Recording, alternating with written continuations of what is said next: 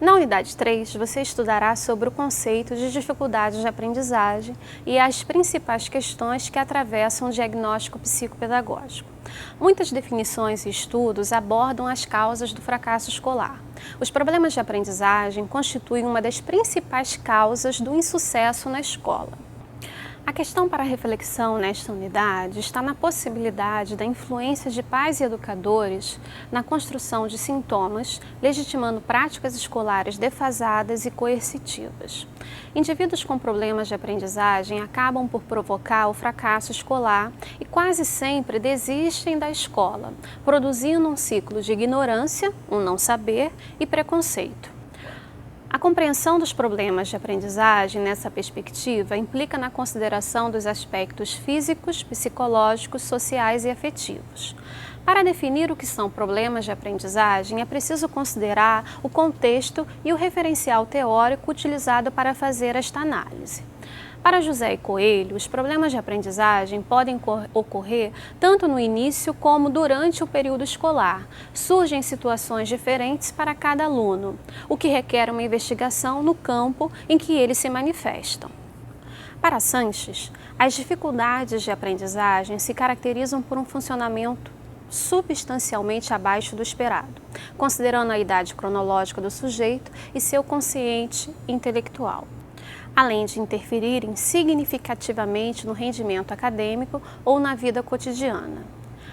Garcia cita a classificação da Associação Americana de Psicologia, que inclui as dificuldades de aprendizagem como um tipo de transtorno de desenvolvimento que aparece ao longo do processo, ou seja, que necessita de intervenção psicopedagógica. Segundo Fonseca, as dificuldades de aprendizagem podem ser primárias ou secundárias.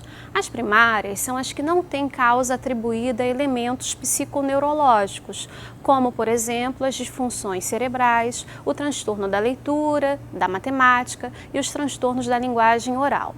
Já as secundárias são originadas de fatores biológicos específicos e alterações comportamentais ou emocionais, como, por exemplo, as lesões cerebrais, a paralisia cerebral, a epilepsia e a deficiência mental. Sanches ainda acrescenta os sistemas sensoriais e perceptivos, como, por exemplo, a deficiência auditiva, a deficiência visual, a memória e a relação espacial.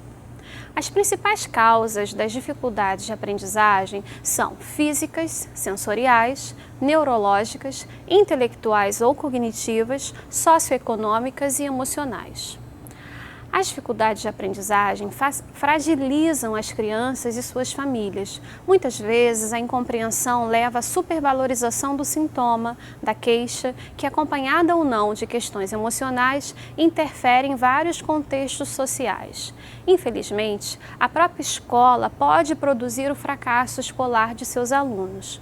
A falta de profissionais qualificados, a carência de material didático, mais as condições físicas e pedagógicas, como uma metodologia, por exemplo, não adequada, podem contribuir para que a escola colabore na produção dos problemas do fracasso escolar. Vamos falar agora dos processos de desenvolvimento, o desenvolvimento cognitivo e os processos de pensamento lógico-matemático. O desenvolvimento cognitivo está associado aos processos de aquisição de conhecimento, como, por exemplo, as atividades como pensamento, memória, percepção, raciocínio e linguagem. A cognição está ligada aos complexos mecanismos cerebrais para armazenamento de informações e aprendizagem.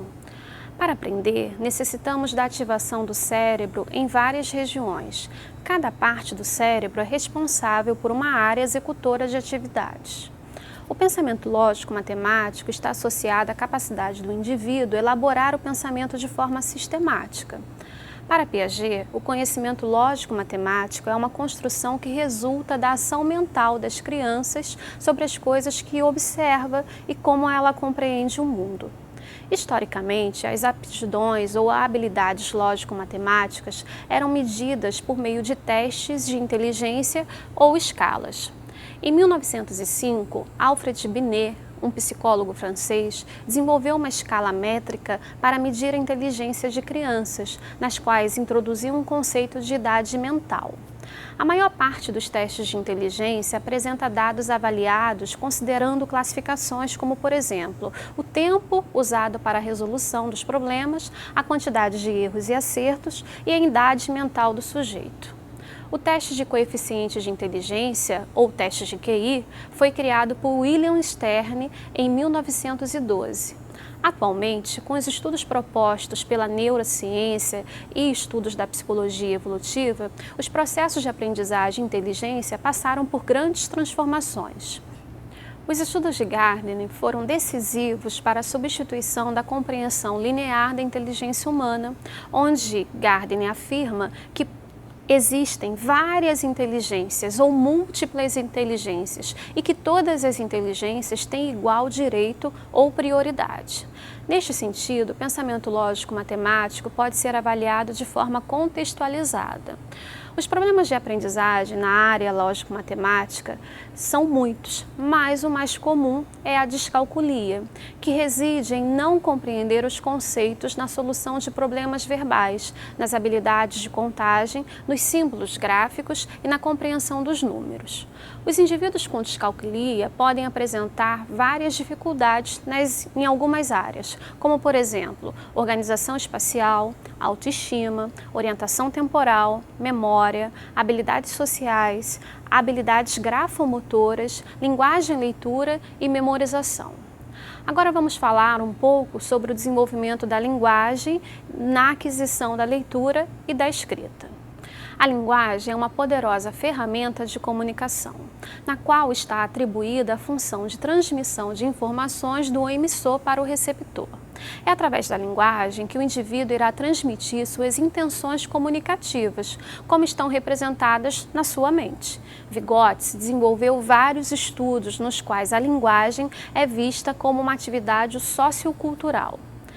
Na visão de Vygotsky, a linguagem é concebida como atividade compartilhada entre os sujeitos. O processo de aquisição da linguagem oral, assim como o da aquisição da leitura e da escrita, é possível a partir de uma complexa rede neural. Os erros são relativamente comuns ao se iniciar a aprendizagem da escrita, passando a assumir um caráter de dificuldade de aprendizagem de acordo com a sua persistência ao longo da experiência escolar. Temos como exemplo a escrita espelhada. O processo de letramento trata-se de um processo construtivo, implicando elaboração, interpretação e construção do significado do signo e dos elementos gráficos que o representam. Aprender a ler e a escrever depende da cognição e do suporte socioafetivo, pois os transtornos da leitura consistem em um rendimento da leitura inferior ao que é esperado para a idade cronológica e a etapa escolar. Normalmente, esses problemas são diagnosticados no decurso do final do primeiro ano do ensino fundamental. São os transtornos de leitura e escrita que interferem no rendimento escolar ou nas atividades diárias da criança. A incapacidade de distinguir letras comuns ou de associar fonemas com as letras é um problema conhecido como dislexia, que é caracterizado por distorções, substituições ou omissões de letras ou fonemas ou em erros na compreensão da leitura. Vários estudos apontam para as formas de estimular a consciência fonológica, pois ajudam a melhorar todos os tipos de consciência de sons que compõem uma língua. Esta habilidade metalinguística pode ser estimulada por meio de diversas formas lúdicas, tais como as músicas, rimas e os jogos. Todas essas atividades ajudam no tratamento da dislexia. Agora vamos continuar falando um pouquinho sobre o desenvolvimento psicomotor e as implicações no processo de aprendizagem. O movimento faz parte da vida do homem. O homem é dotado de movimento e expressões corporais. As habilidades motoras ou psicomotoras fazem parte da avaliação do desenvolvimento humano. Somente o desenvolvimento perceptivo motor correto garantirá à criança uma avaliação mais coerente sobre o mundo externo que ela faz parte. O objetivo principal de se trabalhar o esquema corporal é incentivar a prática do movimento em todas as etapas da vida. Por meio das atividades com movimento, esporte, música e dança, as crianças se divertem, criam, representam e se relacionam com o mundo em que vive. No contexto educativo, se promove no conjunto das atividades globais da criança, atividades que visam desenvolver experiências em seu próprio corpo, formando conceitos e organizando o esquema corporal. A abordagem da psicomotricidade permite a compreensão da forma como a criança toma consciência do seu corpo e das possibilidades de se expressar, localizando-se no tempo e no espaço. Agora, para finalizar, vamos falar sobre o desenvolvimento emocional e afetivo.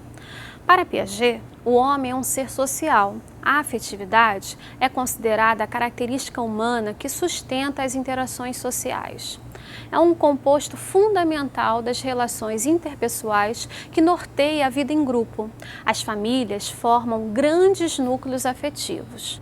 Vygotsky afirma que o ser humano se constrói nas suas relações e trocas com o outro, e que é na qualidade dessas experiências interpessoais que o seu desenvolvimento é determinado, inclusive o afetivo. Vallon afirma que no início da vida, a afetividade e inteligência estão sincreticamente misturadas, com o predomínio da primeira, ou seja, a afetividade. Vallon ainda estudou muito sobre a relação afetividade e desenvolvimento. Ele elaborou conceitos a partir do ato motor, da afetividade e da inteligência. Para Vallon, as interações afetivas são uma via natural para o desenvolvimento e para a manifestação das emoções. Analisando também a questão da aprendizagem, os fatores afetivos, Sarah Paim descreve que esses fatores estão relacionados com os problemas de aprendizagem. Alicia Fernandes também considerou que o fracasso escolar relaciona-se basicamente aos processos e desejos inconscientes, restritivos do potencial intelectual do indivíduo. A escola é o segundo núcleo de acolhimento da criança após a família, espaço fundamental para interação e convivência social. Comportamentos agressivos, descorteses e deselegantes devem ser orientados. A família deve ser orientada no intuito de buscar a compreensão das questões socioafetivas que podem gerar angústia, baixa estima, desinteresse e fracasso escolar. A afetividade passa a ser, no contexto escolar, um vínculo importante para a aprendizagem. O desenvolvimento afetivo significa literalmente se afetar com o outro, acolhendo, utilizando estratégias didáticas e atividades lúdicas para estimular a convivência, a partilha e as relações saudáveis. Chegamos ao final da nossa terceira unidade de estudo. Agora só falta mais uma unidade para terminarmos esta disciplina. Na última unidade, trataremos da avaliação e diagnóstico psicopedagógico, com o objetivo de compreender a praxe desta área de saber, valiosa para alunos, professores e família.